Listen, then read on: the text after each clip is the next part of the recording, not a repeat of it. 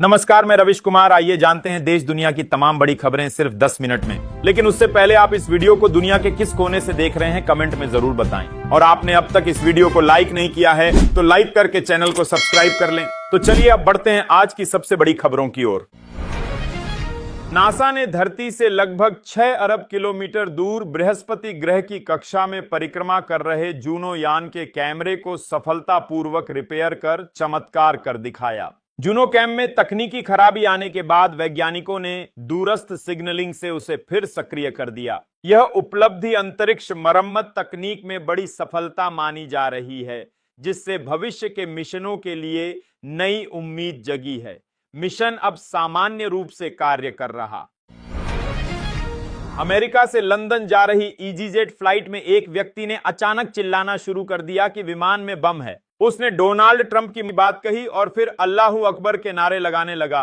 उसकी हरकतों से फ्लाइट में अफरा तफरी मच गई। पायलट ने इमरजेंसी अलर्ट भेजा। सुरक्षा कर्मियों ने उसे काबू में किया। जांच एजेंसियां मानसिक स्थिति और आतंकी एंगल दोनों पहलुओं से जांच कर रही हैं। दिल्ली सरकार आउटर रिंग रोड के मोदी मिल और सावित्री सिनेमा चौराहों पर जाम कम करने के लिए 2 फ्लाईओवर बनाएगी। यह योजना कॉरिडोर पुनर्विकास परियोजना के तहत लागू होगी। वर्ष 2016 में प्रस्तावित इस योजना को अब अमल में लाया जा रहा है। इससे ट्रैफिक की समस्या कम होगी और राजधानी में सुगम यातायात की दिशा में बड़ा सुधार होगा। दिल्ली के पश्चिम विहार में कारोबारी के अपहरण और 20 लाख रुपए की वसूली के मामले में महिला सब इंस्पेक्टर और हेड कांस्टेबल समेत कुल 5 लोगों को गिरफ्तार किया गया है। पीड़ित की शिकायत पर रंगदारी और मारपीट की धाराओं में मामला दर्ज किया गया। आरोपियों ने शिकायत वापस लेने पर धमकी भी दी थी। अब पुलिस मामले की विस्तृत जांच में जुटी है। दिल्ली में जल्द लागू होगी नई वेयरहाउस नीति। मनजिंदर सिरसा ने बताया कि इसका ड्राफ्ट तैयार हो गया है।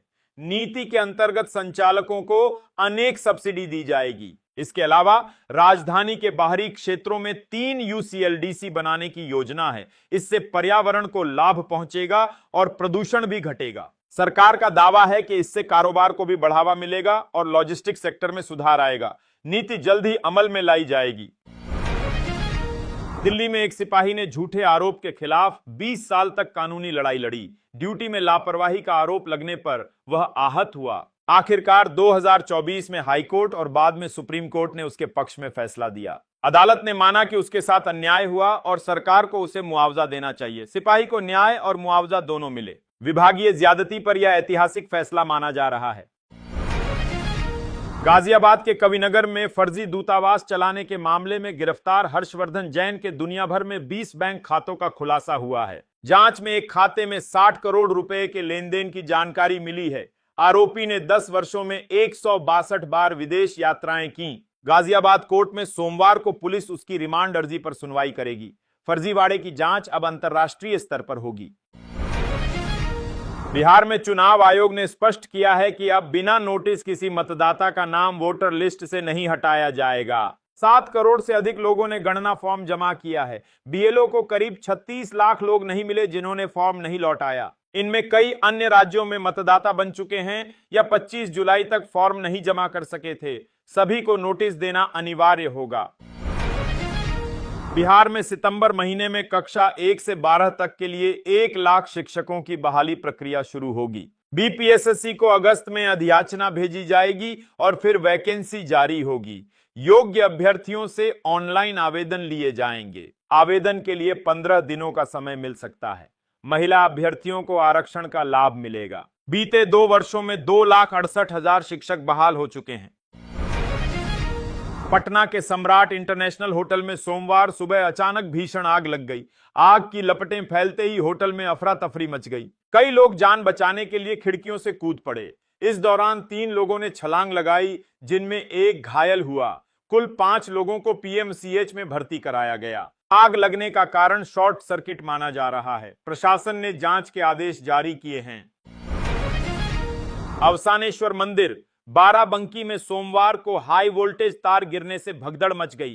करंट लगने से 2 श्रद्धालुओं की मौत और 35 घायल हुए। घटना सुबह जलाभिषेक के दौरान हुई, जब गेट के पास तार टूटकर गिरा। हादसे से हड़कंप मच गया। घायल जमीन पर तड़पते रहे। पुलिस और एम्बुलेंस देरी से पहुंची। यह हादसा मनसा देवी घटना के कुछ दिन बाद हुआ, जिससे प्रशासन की लापरवाही पर सवाल उठे हैं। बिहार का कुख्यात अपराधी डब्लू यादव उत्तर प्रदेश के हापुड़ में पुलिस मुठभेड़ में मारा गया। डब्लू पर 50,000 रुपए का इनाम था। 2 महीने पहले बेगूसराय में हम पार्टी नेता राकेश शाह की हत्या में उसका नाम सामने आया था। शाह की मां ने डब्लू पर आरोप लगाया था। इस एनकाउंटर से इलाके में अपराधियों में हड़कंप मच गया है। पुलिस ने जांच तेज कर दी है। कांग्रेस अध्यक्ष मल्लिकार्जुन खड़गे ने 1999 में कर्नाटक का मुख्यमंत्री न बन पाने की पीड़ा साझा की। उन्होंने कहा कि लगातार 5 साल मेहनत कर चुनाव जिताया, लेकिन मुख्यमंत्री पद एसएम कृष्णा को दे दिया गया। खड़गे का यह बयान पार्टी में अंदरूनी राजनीति की झलक देता है। कांग्रेस के वरिष्ठ नेता खड़गे ने यह बात एक कार्यक्रम में साझा की, जहां उनकी भावनात्मक प्रतिक्रिया ने सबका ध्यान खींचा। भारतीय जनता पार्टी ने बिहार एसआईआर योजना का विरोध कर रहे इंडिया गठबंधन पर लोकतंत्र को नुकसान पहुंचाने का आरोप लगाया। प्रवक्ता सुधांशु त्रिवेदी ने राहुल गांधी की आलोचना करते हुए कहा कि वह इंदिरा गांधी जैसी मानसिकता रखते हैं, जिसमें चुनाव वैध तभी माने जाते हैं जब उनकी जीत हो। भाजपा ने विपक्ष पर सत्ता की लालसा और लोकतांत्रिक संस्थाओं को कमजोर करने का प्रयास करने का गंभीर आरोप लगाया है। बक्सर में वर्चस्व की लड़ाई में चंदन मिश्रा की साजिश शेरू ने जेल में रहते हुए रची। शेरू ने 3 गिरोहों को साथ मिलाकर प्लान बनाया और हर भूमिका पहले से तय की गई। एक गिरोह लगातार चंदन की गतिविधियों पर नजर रख रहा था। जैसे ही चंदन जेल से बाहर आया, 17 जुलाई को उसे गोलियों से भून दिया गया। शेरू ने व्हाट्सएप और इंटरनेट कॉल से निर्देश दिए थे। सरकार ने social media creators, YouTuber, share traders, सट्टा और कमीशन एजेंटों के लिए आयकर रिटर्न भरने के नियम बदल दिए हैं। अब उन्हें ITR 3 या ITR 4 में नई कोड व्यवस्था के साथ पूरी कमाई का ब्यौरा देना होगा। इस बदलाव का उद्देश्य टैक्स प्रक्रिया में पारदर्शिता बढ़ाना और टैक्स चोरी रोकना है। नया नियम पहली बार डिजिटल कमाई को स्पष्ट रूप से चिन्हित करता है। थाईलैंड और कंबोडिया के बीच सीमा पर जारी संघर्ष में अब तक 34 लोगों की मौत और 1,68,000 से अधिक नागरिक विस्थापित हो चुके हैं। मलेशिया में शांति वार्ता की तैयारी हो रही है। इसी बीच डोनाल्ड ट्रंप ने दावा किया कि भारत पाकिस्तान विवाद उन्होंने सुलझाया।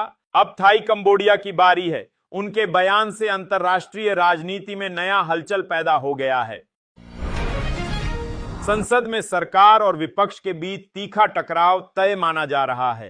पहलगाम आतंकी हमला और ऑपरेशन सिंदूर इस बहस के केंद्र में हैं। गृह मंत्री अमित शाह, रक्षा मंत्री राजनाथ सिंह और विदेश मंत्री एस जयशंकर सरकार का पक्ष रख सकते हैं। ट्रंप की मध्यस्थता और मतदाता सूची विवाद भी मुद्दा बनेंगे। विपक्ष तीखे सवालों के साथ सदन में घेराव की तैयारी में है। जस्टिस यशवंत वर्मा ने सुप्रीम कोर्ट में खुद को XXX बताकर याचिका दायर की, जिससे पहचान छिपी रही। यह तरीका आमतौर पर यौन उत्पीड़न मामलों में पीड़ित की गोपनीयता के लिए होता है। यह सवाल उठ रहा है कि एक मौजूदा न्यायाधीश ने खुद की याचिका में ऐसा क्यों किया। सुप्रीम कोर्ट ने अभी मामले पर कोई टिप्पणी नहीं की है। यह मामला न्यायपालिका में नई बहस छेड़ सकता है।